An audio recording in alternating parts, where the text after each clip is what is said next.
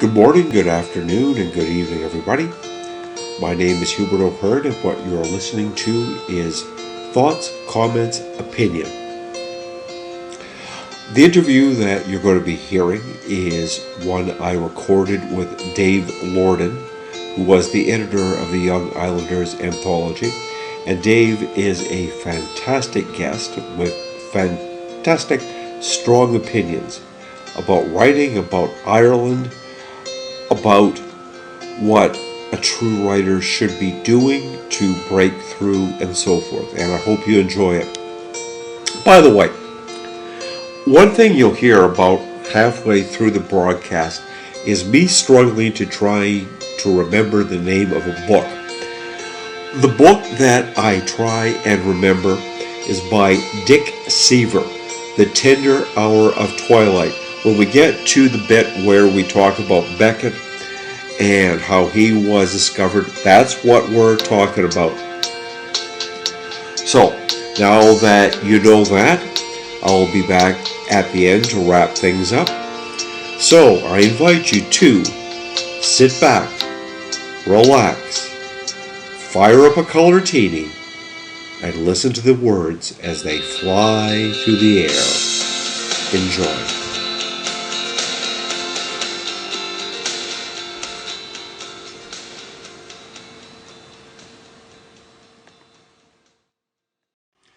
Good morning, good afternoon, or good evening, everybody, depending what time you happen to be listening to this. You're listening to a podcast that's part of our series on Irish writers.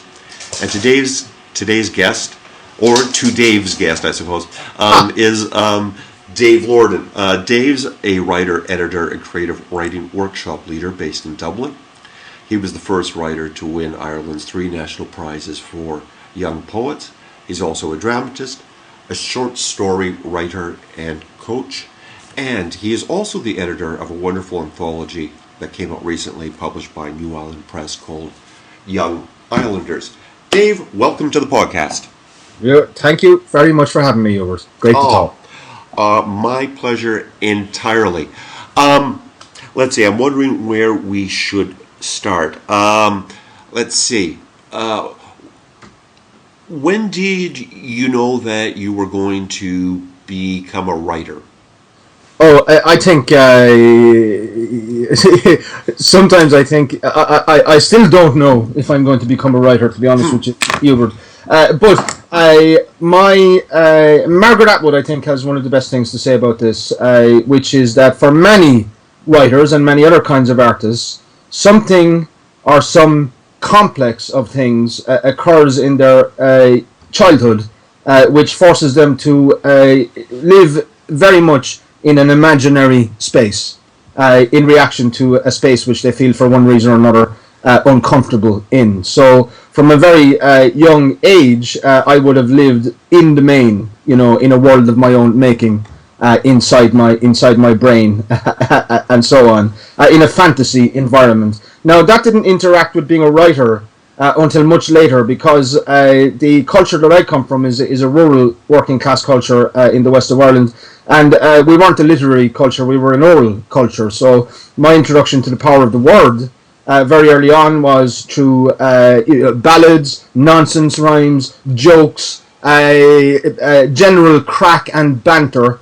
as we might put it in Ireland. So my awareness of the power of words and the connotative ambiguity and the connotative beauty of words, the way that words can mean their opposites and mean so much depending on context, all that kind of thing, really arrives to me from oral culture rather than written culture.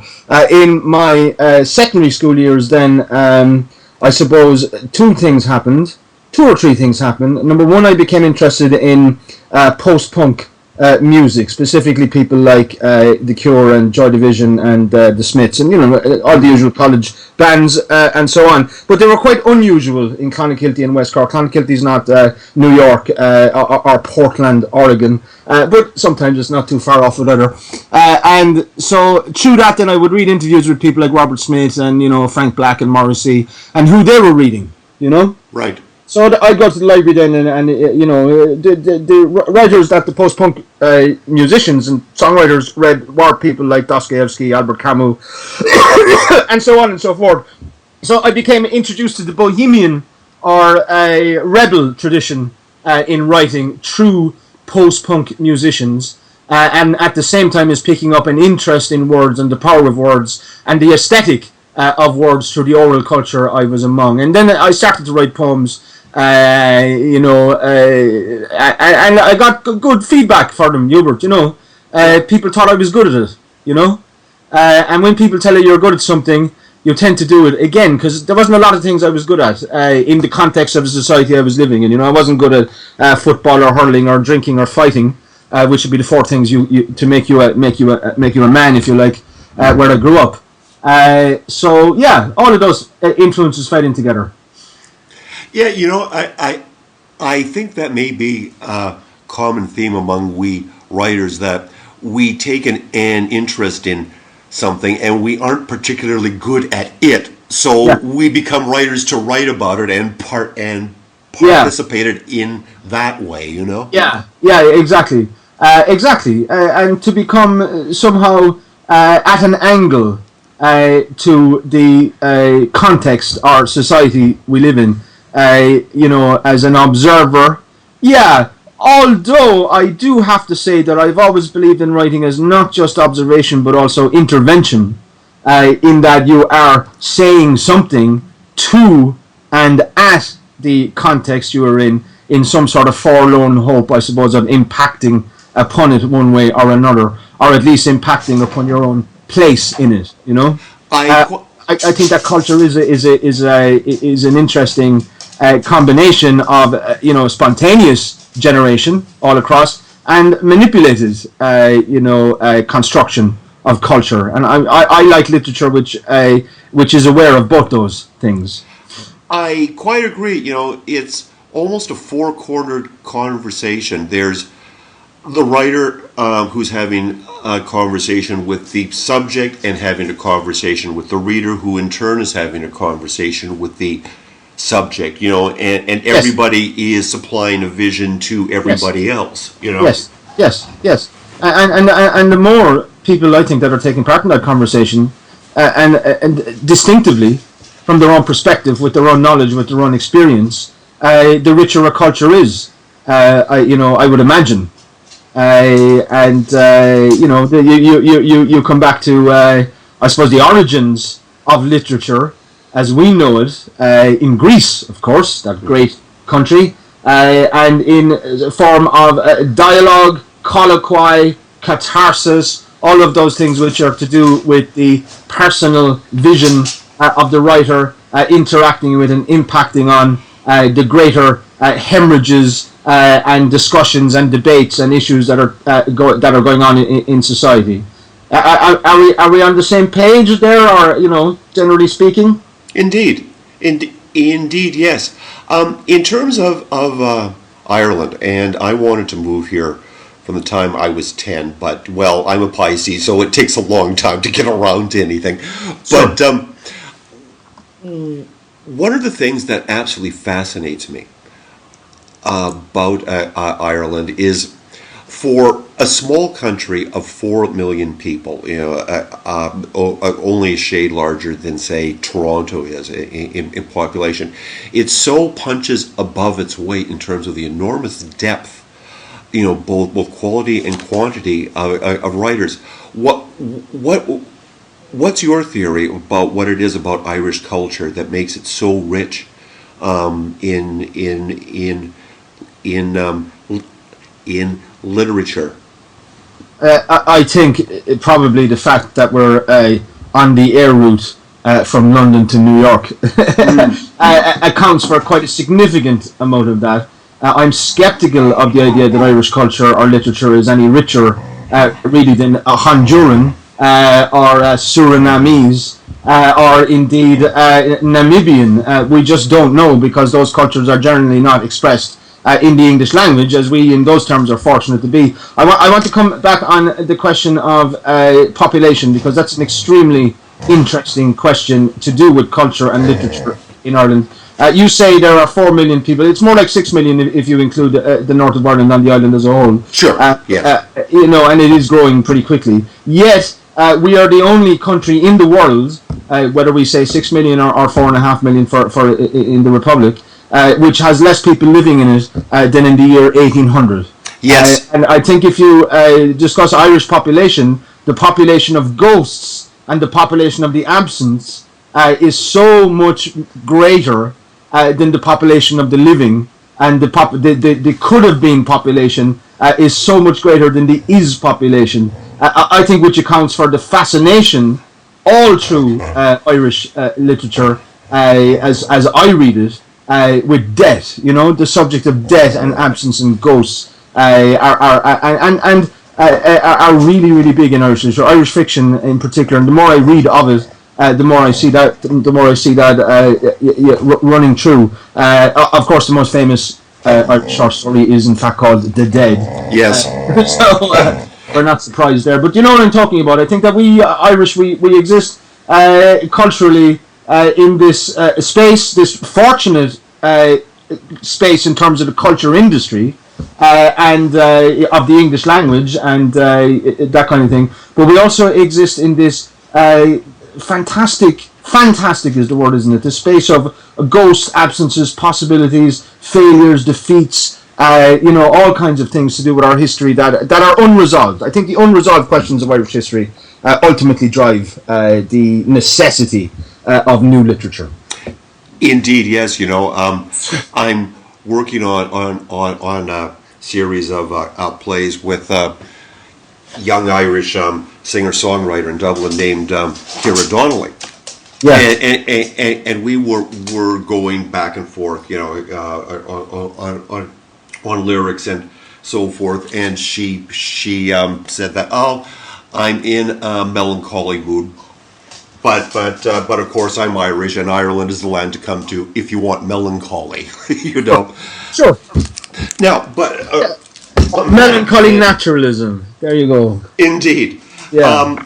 And on that, in your introduction to Young Irelanders, just want to quote something. The near unanimity of this variously shaded style of melancholy naturalism, despite the vast talents of its finest exponents, also quite clearly testifies to the monoculturalism that afflicted the Republic of Ireland in the 20th century. Would you mind elaborating on that for the listeners?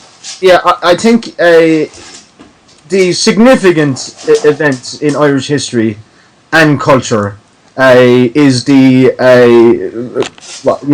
revolution phasing into civil war between 1916 and 1923. And one of the things that isn't often expressed in Irish history and culture is the fact that revolution was thoroughly defeated. And as Brendan Behan put it, what happened was the badge on the warder's cap changed. And the fact that we lived in a post-colonial society where we had all the symbolism of independence and the symbolism of victory against imperialism, while we were simply carrying on, often in a much more brutal form, it has to be said, what the colonial occupiers had been doing for the previous couple of centuries, I think determines a basic level of sadness and melancholy to Irish culture in the 20th century. If you compare the doctrine of the revolution as outlined in the proclamation, or as outlined in books by people like Tom Barry, Ian Mellows, James Connolly, Countess Markievicz, etc., with the reality of Ireland in the 20th century, the gap is abysmal. Are you following me? I am indeed, yes. Therefore, one could write, only really in that context.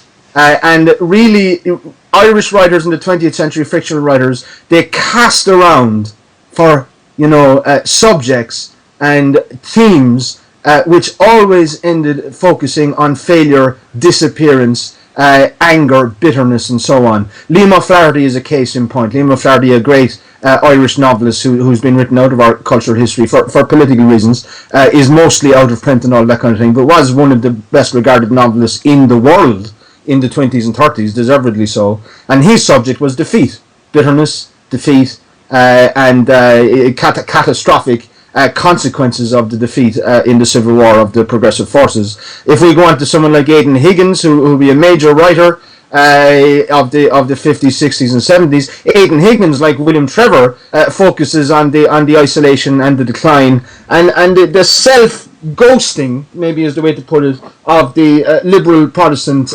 minority, their tragedy. And then other writers focused on the individual tragedies of the Irish poor. We have that, for example, today in people like Claire Keegan and Mary Costello, and so on. I mean, the list is quite long. And my point with all of those people is that they're following, in melancholy naturalism. I exclude O'Flaherty from this, but they're following in a tradition established by Joyce. Joyce himself toning down, toning in a more melancholy way what he had learned from Zola. Zola taught Joyce how to write naturalistically. Zola, of course, a much more angry and energetic writer in many ways than Joyce in his short stories, at least. Joyce imitated Zola, wrote a book which I would believe it's fair to call the urtext of mainstream Irish fiction, particularly short fiction in the 20th century. Now, I want to sort of revise what I've been saying there slightly, because, there are many, many, many Irish books, fiction books in the 20th century, for one reason or another, fashion, politics, not having a book publicist, not getting the right reviewers, all that kind of thing, that have been forgotten.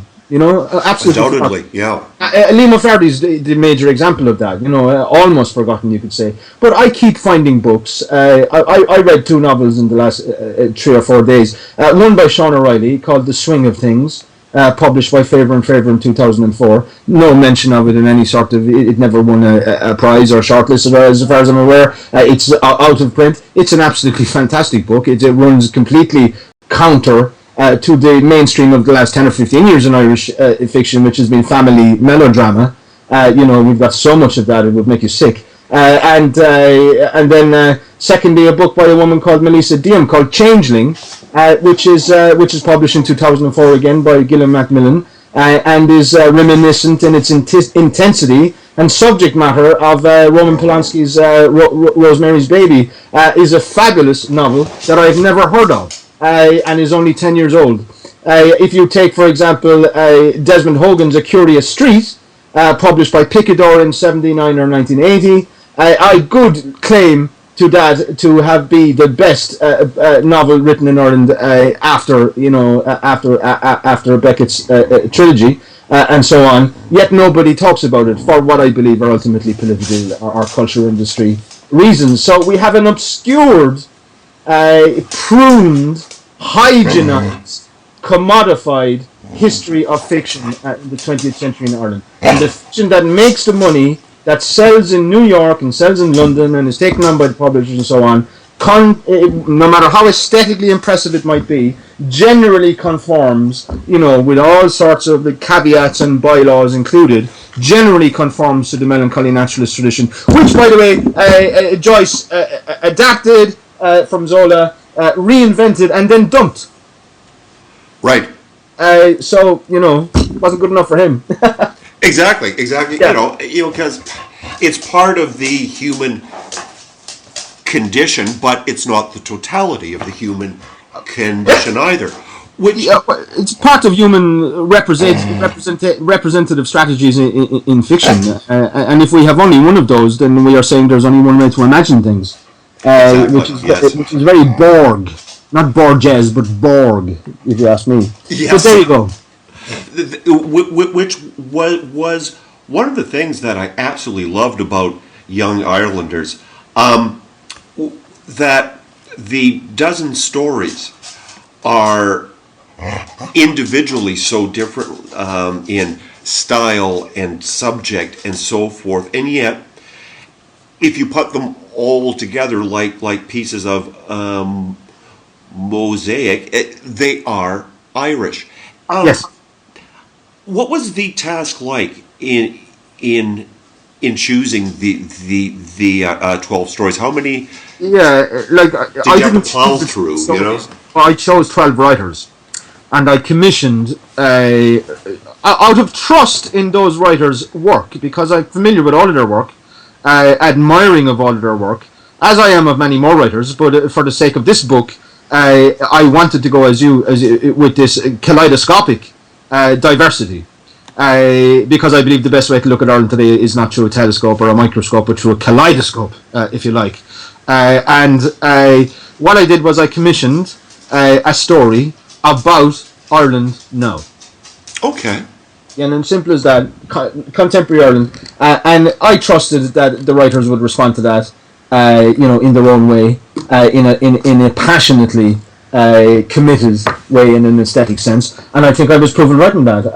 I mean, the standard I knew the book was going to be good, Hubert, but I didn't think it was going to be as good as it is. I mean, I honestly think we're looking at something which, will last, beyond the usual lifespan of the anthology, which would be a couple of months. I think this book is something that, particularly, I think young people coming into fiction and coming into reading, whether as readers or writers, hopefully more as readers and writers, and writers at this stage, will gain something from it.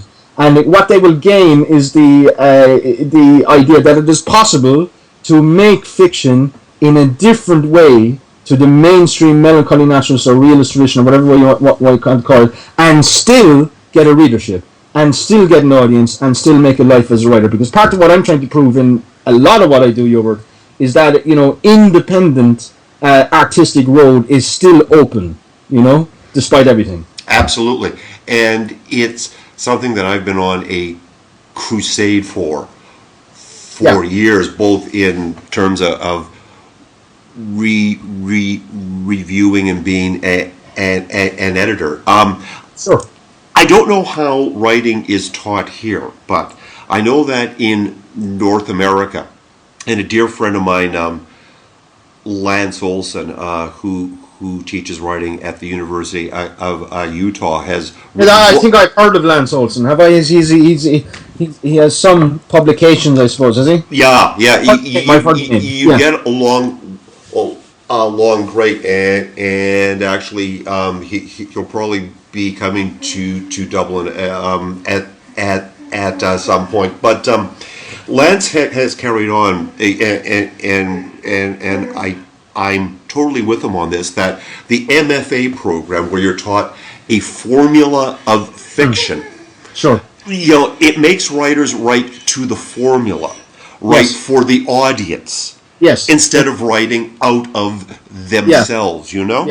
Yeah, well, you see, I agree with you to a certain extent, and one of the things which worries me, I follow US fiction as much as I can, and I read reviews on sites like Necessary Fiction and so on, and it strikes me that there is a homogeneity in style, not so much in subject matter, but in style there is a homogeneity, which doesn't attract me and turns me off. Now, the question you say, audience. Now, I believe we've moved out of the area of audience and into the area of audiences, and also that we've moved into an area where writers can have multiple personalities and speak to different audiences in different mediums. I'm usually interested in the question of audience. I think the audience is split. I think the audience itself is kaleidoscopic. I think one of the reactions we see to Young Irelanders' books is, some reviewers like yourself being impressed by the whole package. Others, really liking some stories and not liking others, and that's kind of fine too, because it's not the same stories all the time.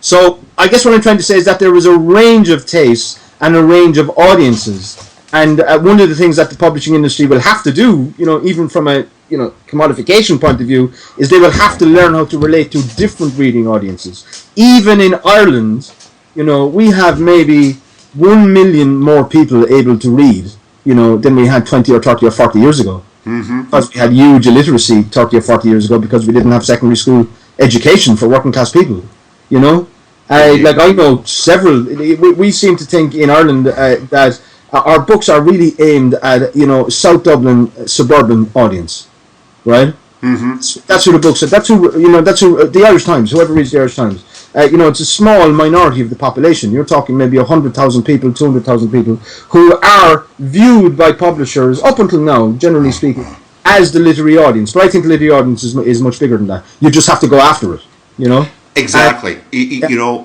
A dear friend of mine has been sweating over her book for 5 years, and it always comes down to the same thing: will people like it? And I have said to her many a time, my darling friend, if only 1% of the world thinks like you, there's 6 billion people in the world, so Sure. there's a target audience of 60 million. That's a pretty good span. Don't worry about appealing, to some general body that basically doesn't Exactly. exist as individuals. Which we call the audience. Right. Yeah. No, absolutely. I mean, you're really right to look. Artists have to answer these questions in their own way, obviously, right?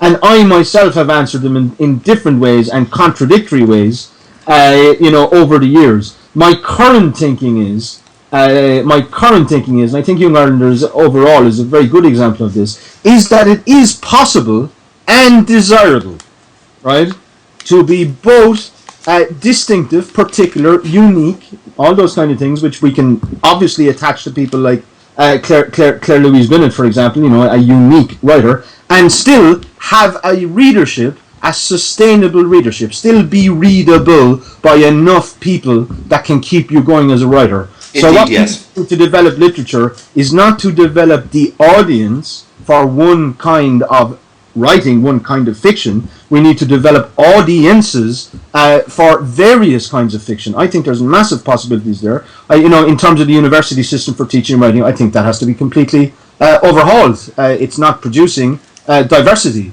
It's producing, for me, things that are by and large. I mean, look, there's great successes as well. Sure. And Overall, they are, in my opinion, too close to the established publishing industry.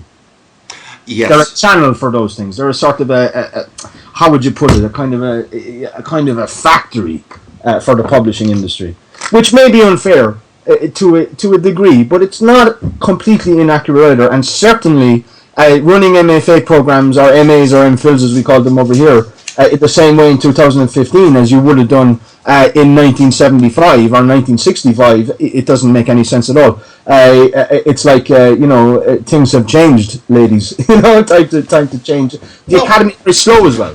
The academy is very slow. The academy is a place of great, of great competition, right? Not always for the right things. In English departments and so on and so forth. So there's all kinds of things. Now we have an MA over here down in UCC. I think it's great to have an MA in writing in UCC. They're teaching things as they're teaching things like food writing. Yes. Now I've no objection to people writing about food. I wouldn't have thought it was creative writing, right? AJ Liebling is one of my absolute heroes. So. Yeah. Yet you can't learn, nor is there any literary resource organisation in Ireland, not one, that will help you to make a website, that will introduce you to someone who will help make a podcast about your work, that will help you to make a video for one of your poems. There's nothing like that happening in MFAs or MAs in Ireland. I don't know about America. I presume there is in some parts of America. One of the things I love about America, Hubert, is everything is happening there. So as soon as you say that one thing isn't happening, you don't like one thing, then there's a counterexamples in the States. Ireland is so small that in fact when we say that nothing is happening here, we're probably right. Yeah, and that kind of thing is so crucial. I get probably 5 emails a day from writers or publicists. Will you read my book? And because anybody can write a good 1-paragraph description of a novel. Yeah. And because I do occasionally sleep, I can't read five books a day. So what do? You Google them, you look them up, and I hate to say it, but I do find that I judge the professionalism of the person based on, as you say, that website and so forth. What information am I getting? Because it's not so much the book that's being sold; it's also the writer that's selling himself or herself. Sure. But yes, those sort of things need to be taught to writers because just a simple, basic professional skills. In the same way that learning how to use a biro, would have been 50 years ago, or learning how to use a typewriter, and so on and so forth. They're basic professionals. Now, that's one side of it. The other side of it is the immense artistic possibilities opened up for writers through digital media and hypermedia. For example, in collaborative works with sound artists, film artists, all that kind of thing. But also in constructing work from the internet itself. I mean, it's and so on and so forth. As far as I'm aware, none of that is being explored at a university level in Ireland to any great degree, which means that the universities aren't doing their jobs. I believe there should be MAs in creative writing. I think that creative writing is not what it was 50 years ago. It's something different. It's evolving. That doesn't mean we dump everything that came before. Of course we don't. But we do need a more open-minded and, if you like, radicalizing academy in fiction and poetry. At the moment in Ireland, we have overall quite a stuffy, conservative, backward-looking, academy in the creative writing industry. Generally speaking, and I have respect for a lot of people involved in it, but they do come from a different century, basically. By all means, and God knows we could go on this topic at length too. But Lance and I have talked about it, that our very definition of what a book is changing. Yeah. And and is that being taught that it's not this 200 to 300 pound or pound page thing bound in covers, and this is how a narrative works and so forth, because that's what Dickens did in 1842. In some ways, Dickens was a lot more radical.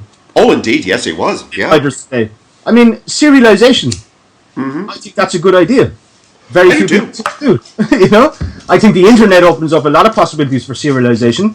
We're serializing Carl Parkinson's new book on Bobman's Canon at the moment, and it's building up a big readership for the book, so that when it comes out, more people will buy it. So even in terms of the business of writing, I think things like serialization, which were around 150, 200 years ago, are actually something that should be brought back in the context of the internet and the distributive possibilities of that. But again, I think that when we are teaching formulaically how to write, we are actually holding back the development of the art of fiction. We may be preserving a very beautiful tradition. I have a great admiration for the beauty of tradition and the aesthetic achievements of tradition, but tradition needs to be built upon, smashed through, rearranged, recreated for the art to move forward. And sometimes when an art is moving forward, it moves forward necessarily in a non-commercial way. And I think that's the thing that fiction has a problem with, because fiction is so dependent on money to work that it is held back. It is held back in its development by that. Indeed, yes. I think of someone like Samuel Beckett, and unfortunately, I'm having a brain cramp, and I can't remember the name of the quite wonderful book of the American editor who lived in Paris and more or less discovered Beckett, because he found that this one small book in a bookstore, and he hunted for this author for months. It might have even been years. The publisher had gone out of business and all that sort of a thing. You're talking about John Calder? No, Dick, and I can't remember his last name. Oh dear heavens! Savior of Beckett. Yes. But but there was someone who was anything but a success in terms of sales at first, until quite luckily enough that there was the Advocate who said you should be reading this, and put it in the hands of publishers and so forth, and the rest is history. But there was an alternative voice who is now an icon. You would put him on the Mount Rushmore, of 20th century playwriting and so forth. Coming back to yourself, Dave, what are you working on now? I'm in a bit of an interregnum. What I would say is that I have published three books of poems and one book of short fiction. Right. And edited 2 books of short fiction. I'm 40 in a couple of weeks' time, and I feel it won't hurt a bit. I feel I've done enough for the time being, and that is in the space of about 7 or 8 years. So things have been very rushed for me. I received very little support in terms of funding and all that kind of thing. So I had to do a lot of stuff independently, off my own bat. I did receive some support, but mostly my writing life and my writing time has been paid for by my own work and so on and so forth. So I'm a little bit, I want to say, I feel I have 3 books of poems. I've said everything I could possibly want to say in those 3 books of poems in the form of poetry. I don't see another book of poems coming. I have a short fiction manuscript, which I've done a bit of work on again this year and changed massively. I am interested in fiction more than I'm interested in poetry at the moment. Creatively, of course, I'm interested in poetry as a reader and that kind of thing. But as a creative artist, I'm more interested in fiction at the moment. I don't know what's next. I have a manuscript of short stories. I'm not sure if it's going to be good enough for me to want to publish, but if it is, it'll be in 1 year, 2 year, 3 years' time. I'm also excited about editing. I'm looking at a couple of different new projects. There's a couple of other anthologies I want to work on, which I think would be good, but I have to look for partners on those, publishing partners, all those kinds of things. So, there won't be much big news coming from me for some time, I would imagine. Well, we'll look forward to it. Do you find, as I do, I mentioned to you when we were chatting before we started to record this that my background was in theater. And I found that when I started to direct, it made me a better actor. Do you find, as I do, that editing makes you a better writer? Yeah, certainly. You become much more aware of what good writing actually is. You become much more aware of your own weaknesses. I mean, taking the step of becoming a fiction writer in Lordan, for example, is a massively, it's almost an insane act because we have so many good fiction writers, in my generation, that if you were to look at it purely from the point of view of, being a writer in competition with other writers, you'd give up. You know what I mean? Because there's fiction being written now that would be very hard to live up to. So I'm very aware of that pressure. I think that's a great pressure, though. I think books by the likes of by the likes of people I publish in Young Irelanders and more than that over the last couple of years have really raised the bar for Irish fiction significantly, and it's a very exciting period, I think, for Irish fiction.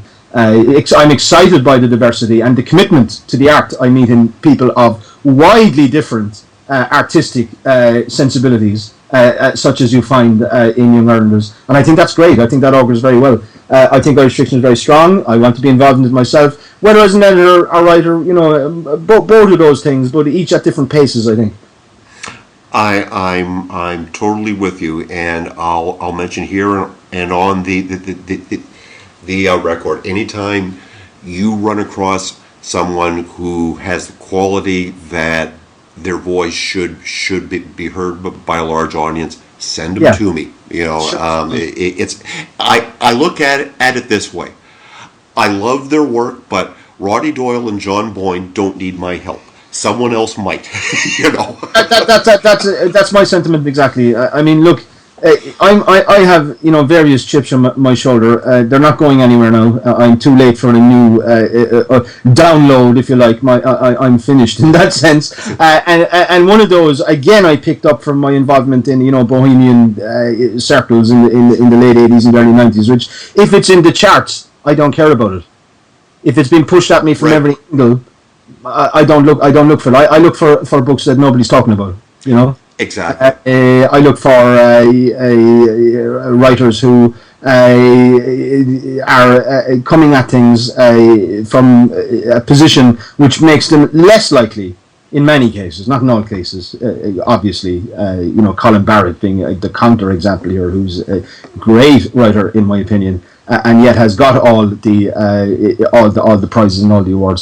It is the case, in my opinion, that the majority of very good writers in Ireland have been, less likely to win, great praise. Not saying that the ones who do aren't great too, but there's a lot more to our fiction, I think, and a lot more to our country than has been represented so far. I mean, again, look, I come from a class of people, the rural working class, which really doesn't have a life in Irish fiction, up until very recently, up until people like Colin Barrett, actually.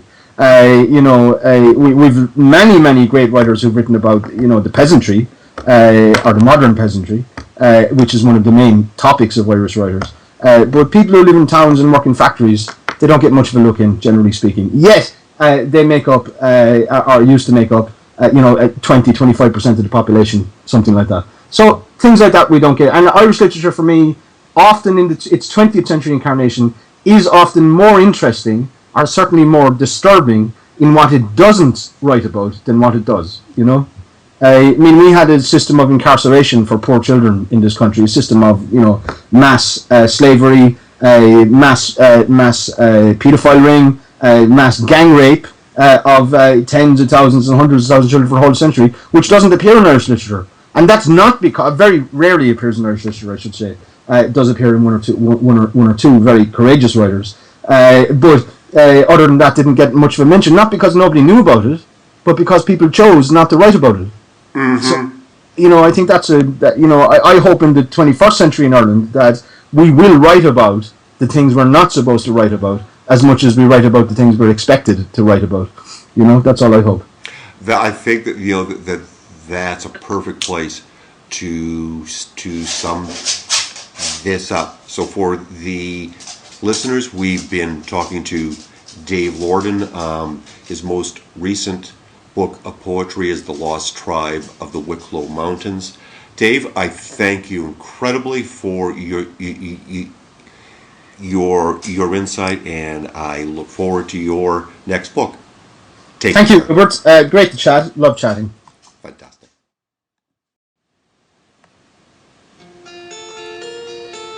And so that concludes our podcast. I'd like to thank Dave Lordan for his time in talking with us. And I'd like to thank you for listening. Pardon me. If you have any thoughts as to guests or topics that you'd like to hear discussed on Thoughts, Comments, Opinions, please let us know. There will be an email address or a comment box somewhere around this audio podcast or video podcast or whatever the heck it is you're listening to this on. Thank you to Kira Donnelly for supplying the music that you're listening to here in the background. And I thank all of you. So, from all of us here who work the late shift, good night, everybody. And be seeing you. Good night.